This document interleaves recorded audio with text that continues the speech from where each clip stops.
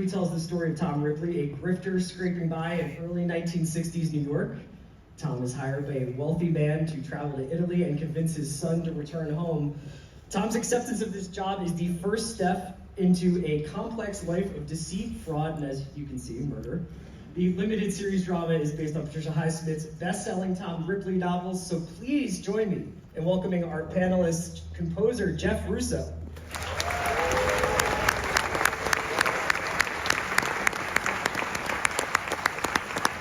Production designer David Gropman.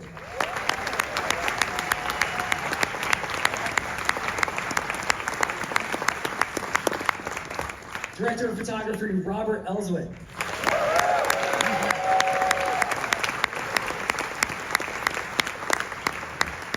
Writer, director, and executive producer Steven Zaillian.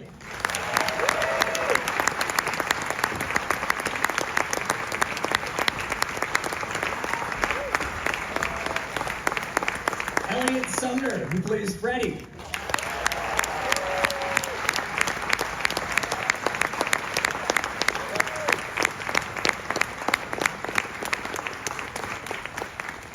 Dakota Fanning, who plays Marge.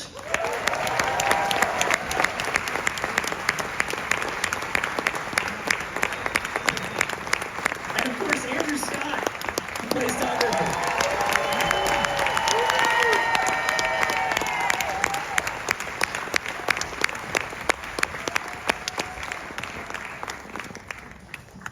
Thanks so much, everybody, for coming. Thanks so much for this incredible gathering of people who made easily my favorite show of the year.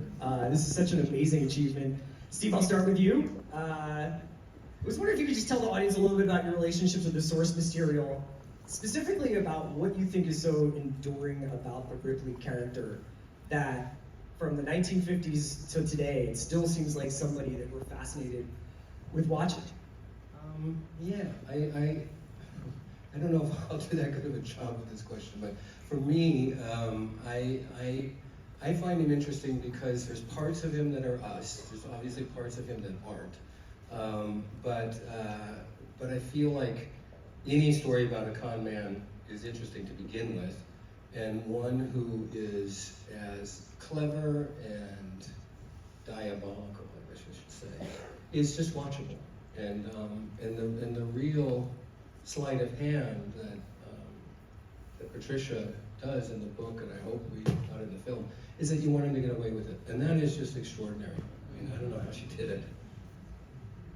Robert, you know, this series has such a distinctive look. It's so captivating. I was doing a little bit of reading today, and I was flipping through Criterion Channel, and I noticed that the year that Patricia Highsmith's novel was published was the year that Kiss Me Deadly came out, and The Big Combo, and I was wondering if the film noir aspect of this was in some ways influenced by that era where the novel was published, even though the series itself was set a little bit later. Well, I think Stephen always thought it was going to be a film noir feeling to the script from the very beginning. He originally just said black and white, I mean, right away.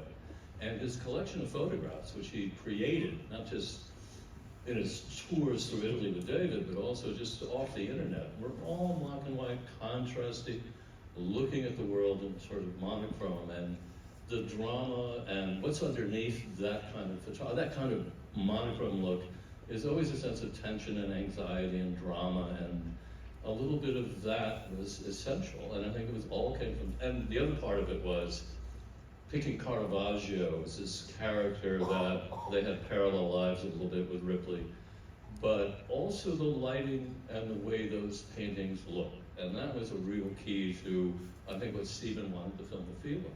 That the white and the contrast between black and white, the extreme version of those paintings is it's how your eye is directed. And that was very much part of what Stephen was trying to do from the very beginning. And of course, with David and Stephen finding these amazing locations all the way through and taking these stills, it was kind of an organic process to kind of come to strong contrast, very, very deep blacks, bright whites, and not just in the way the rooms looked, but in the faces of the actors as well. And it was kind of a wonderful, it came about from the very beginning. It was really Steve's sense of what this should be, And I'm just glad that he asked us to tag along. Steve, when you're reading Highsmith, are you just starting to see these images in black and white? Are you starting to see this high contrast photography? And are you starting to see Italy the way that it's rendered in your mind's eye when you're first reading the book? I did. I think it's one of the first things I said to Andrew, right? I said, no, this is going to be black and white. Get ready. But yeah, when I was writing it, definitely. I see whatever, if I'm adapting a book, I always see it. It's how I can write it. I'm really describing what I'm seeing. And in this case, yes, it was very stark, black and white, and had that mood. I didn't want this kind of, I don't know, colorful, postcardy kind of look to it. I thought this story wanted to be, I don't know, more mysterious than that. And the black and white helped that. And I'm a big fan of black and white photography, still photography, and always have been. So that influenced it too. So I want to ask a general question for the cast is, and anybody can jump in here, is when you're participating in something with such a distinctive look like this, I imagine it has to influence the style of the performance. I mean, were you looking at dailies, or were you looking at maybe Video Village on set and you're like, oh my God, it's gonna look like this? Like, how did that help you or change your performance at all? Andrew, we can start with you. Not at all. Really? Really? No. I don't really think that that's too much of my business, really. You know, I have to be in the world that we are in. I mean, of course, in some unconscious way, I think that goes into your mind, and I think there's something about the tone of mysteriousness that I think is important, and that reflects, you know, the story visually, but also, you know, emotionally. So you don't want to do anything that's, I think it's restraint. I think you want to give as restrained a performance if it's visually restrained. But no, I don't never look at the Video Village. I'm not one of those people who do that. I don't No, me either. It's terrifying. It just breaks your imagination. You just look at your big stupid face and you just go. Do you have that problem when it pops up on Netflix or anything? If you're just Absolutely, I can't bear it. Yeah. And then when you go in to do your ADR, which is where you post-sync, you know, the sound, there's always a still of you halfway, and it's always you're pretending that you're calm about everything, but actually you're just writing. It's like, I always say it's like listening to your voice on, you know, when you hear your voice on someone else's answering machine and you think, I don't sound like that. Yeah. It's like that, except multiplied by 10. Well, Dakota, what about you? I mean, did you also share that kind of aversion to kind of seeing too much behind the curtain with the visual aspect of the filmmaking, or was that something you were a little bit more conscious of? No, I mean, for me, I sound really loud. It didn't matter to me either way. I mean, I knew that it was most likely going to be in black and white, and I was excited by that, but it didn't really affect anything that I did while I was there. And I've never looked at Video Village or watched dailies when that's an option or anything like that, because, you know, other people perceive you differently than you perceive yourself. So you look at something and you go, oh my God, my nose looks so weird when I say that, or when I laugh and my face crinkles up, that doesn't look good. But other people don't think that, you know? So I think it's important to not put any of my personal things that I may be self-conscious or insecure about onto a performance, you know? Because I think other people, a lot of the time, they like when my face crinkles up like that, you know? Andrew, I wanted to ask you, you've spoken in other interviews about, you know, some complicated character this was to inhabit for such an extended period of time. But rewatching the series, I was struck by how much actorly behavior Ripley has, you know, whether it's like blocking a scene or working on an accent or doing almost character work on screen. Was that an in for you? For somebody who's obviously you're gonna be wearing the skin for a while, I'm sure it's like not the easiest thing, but did you find kind of a connection there with some of his more thespian behavior, I guess?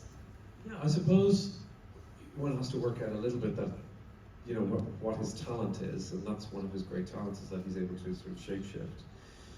But like Steve was saying, I think the great achievement of the novel is that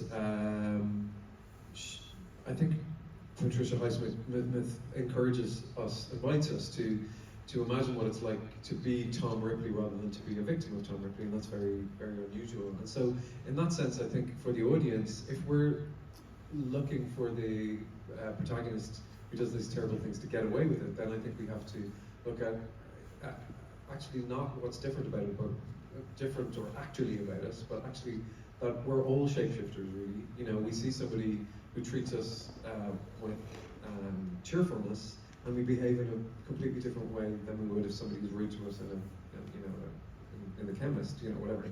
So that we're able to shapeshift. We do that every single day. He does it to an extreme, and I think he just is able to understand that. And actually, it's to just not gild the lily too much. I think that actually is not particularly interesting. I think there's a certain technical thing that you have to be able to sound a little bit like Johnny, who plays Dickie, or at certain times Eliot, or even Dakota. Sometimes he's very good at that, and I had to be able to do that. Speak Italian. But I didn't think of him like an actor. I actually think it was like actually his great talent is to be able to understand how to charm every single person. Like actually, a lot of people are able to do, not just actors.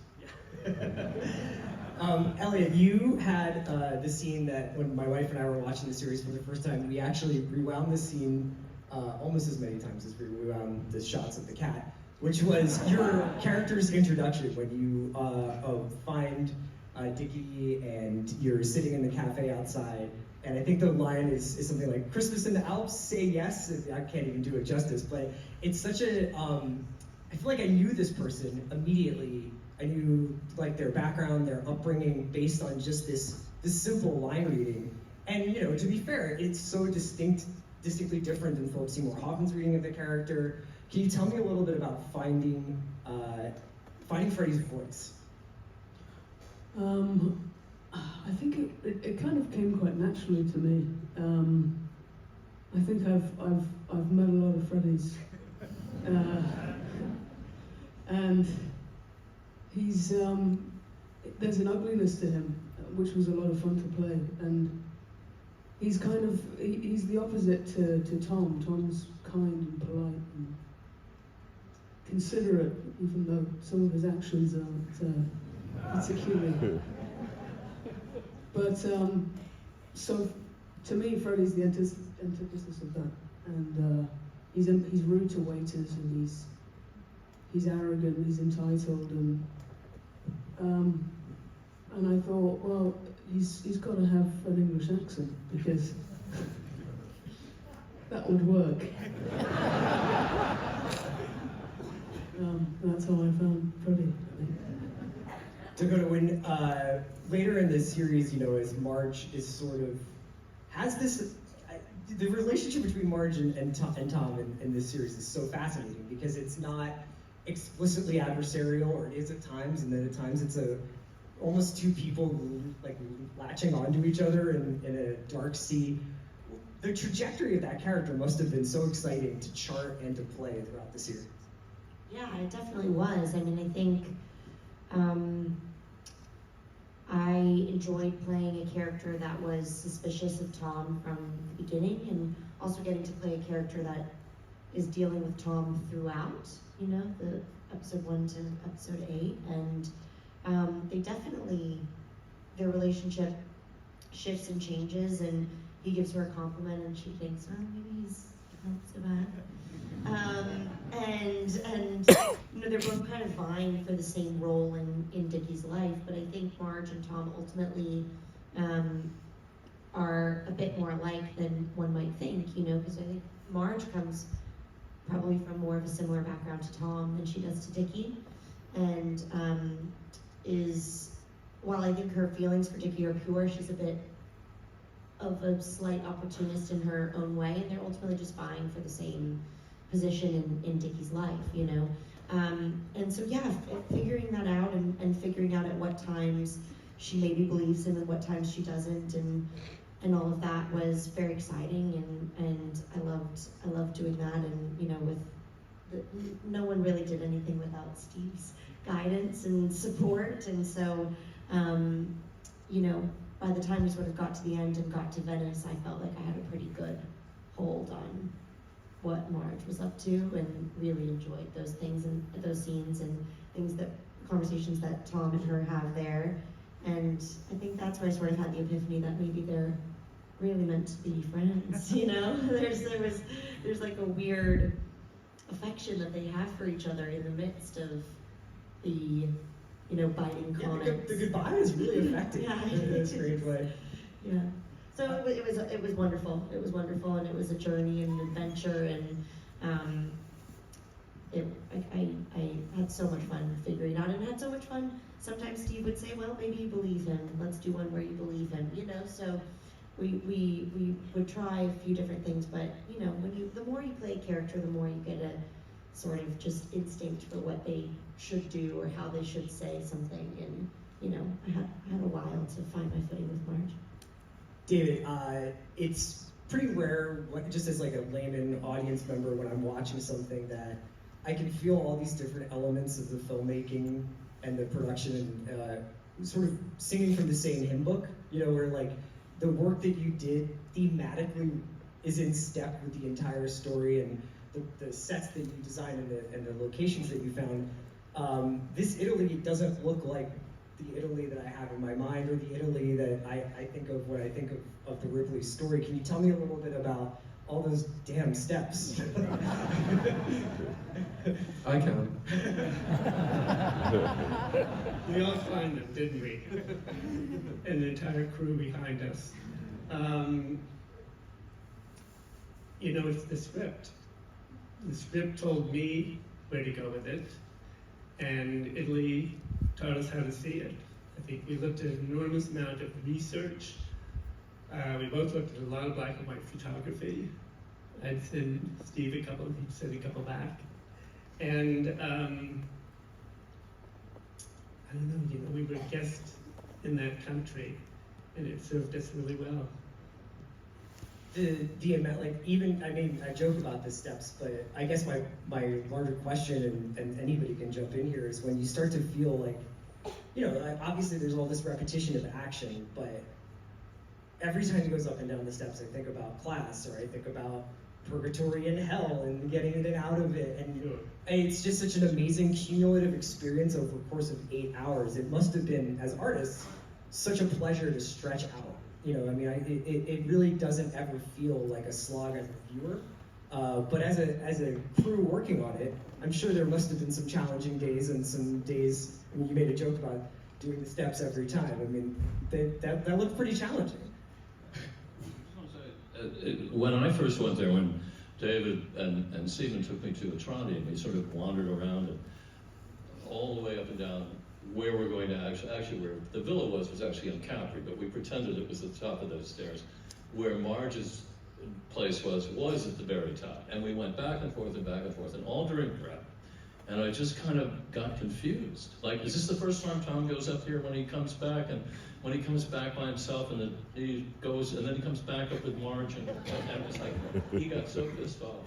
And it was just, you've got to figure this out. You've got to, you really have to get this down. Why we're doing this, and because all these little details I didn't understand how cumulative all this is going to be.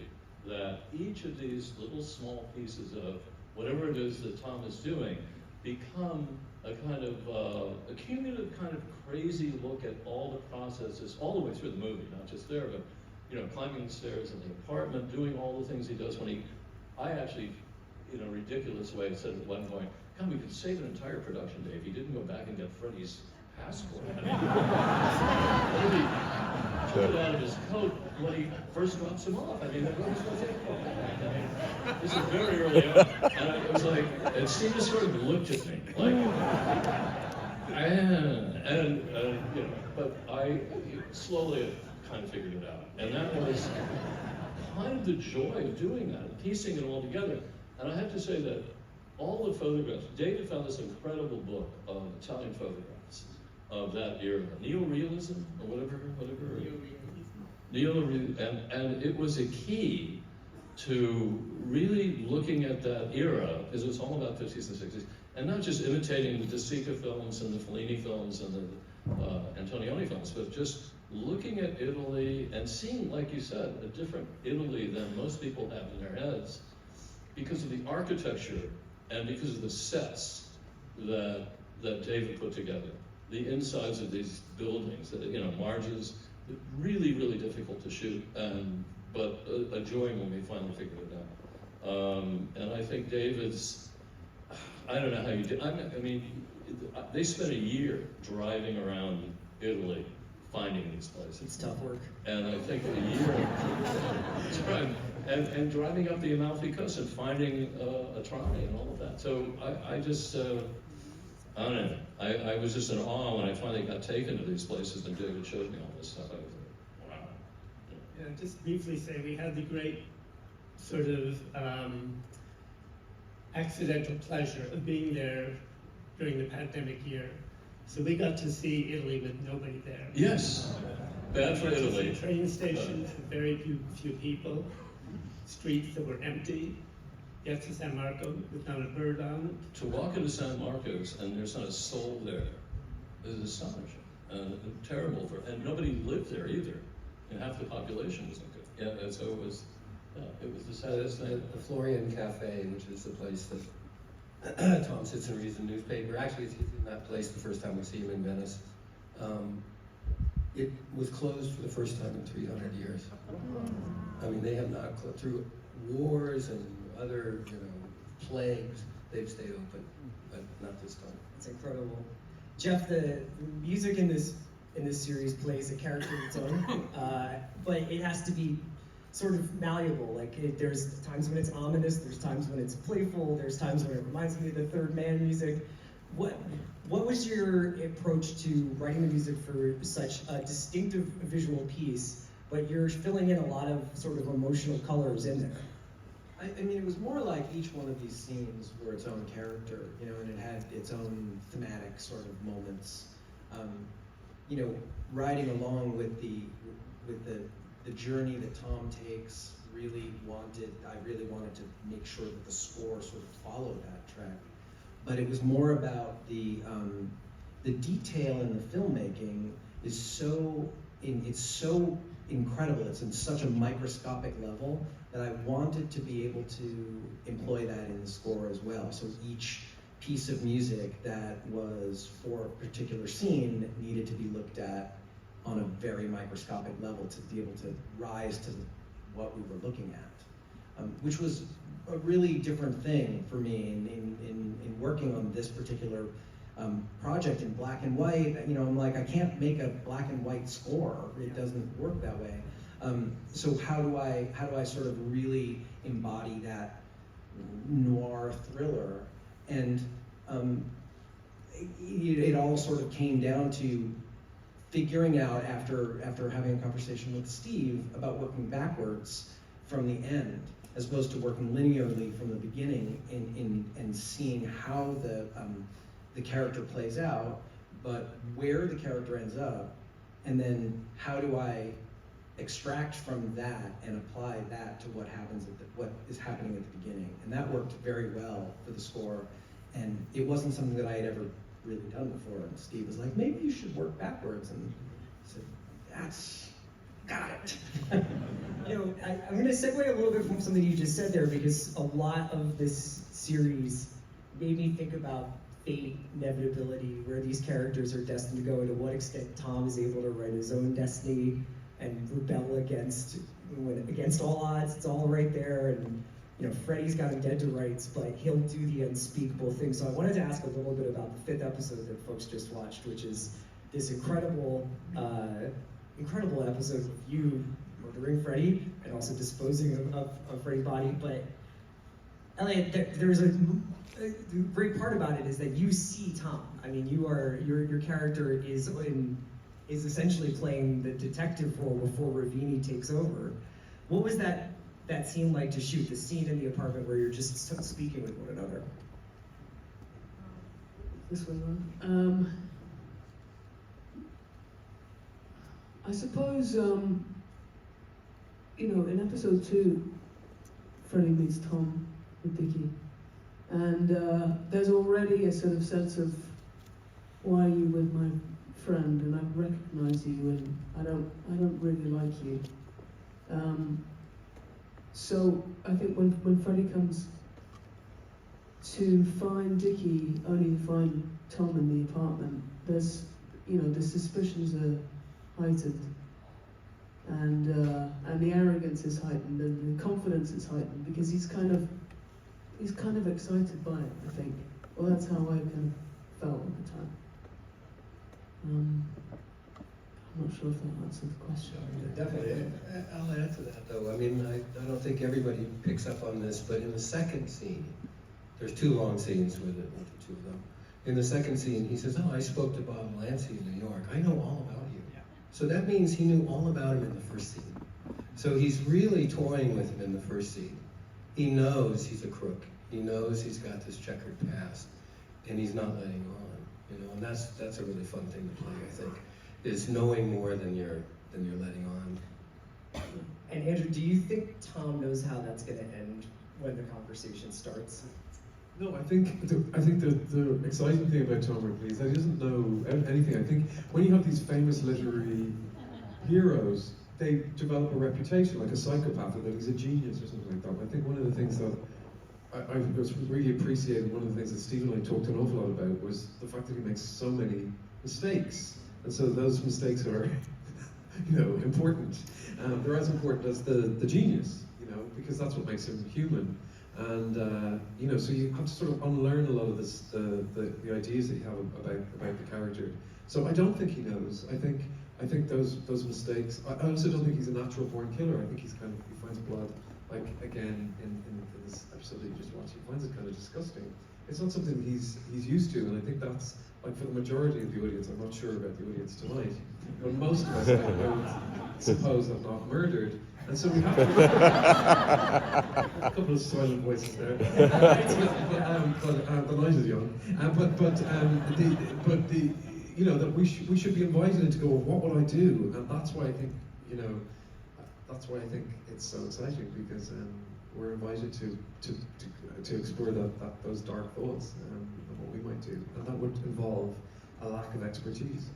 Now, when you're shooting it and when you're on set, are you necessarily putting yourself in those dark thoughts, or is it entirely process-driven, where it's like he's got to move the passport over here, he wants to grab his records before he goes, like the detail, like Robert had talked about, the level of detail, the accumulation of detail, I think would almost be like a release valve, so that it doesn't feel so dark all the time? Well, we were really fixated on all those things. That's one of the things that we talked about so much, is like the actual logic and the actual pleasure in looking at somebody thinking, right? You know, to see that, you know, it's a really fascinating thing to watch. Think, what is he thinking about? And so we would, even if, you know, in a novel, you're able for 4 pages to imagine what you don't even need to imagine. You're told what he's thinking. So how do you translate that into the televisual medium, and how do you act that, right?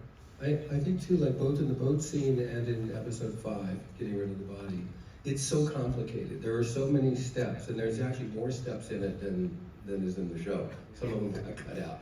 But you know, the ideas that you have, I gotta clean the ashtray, I have to get him drunk, I've got to light cigarettes.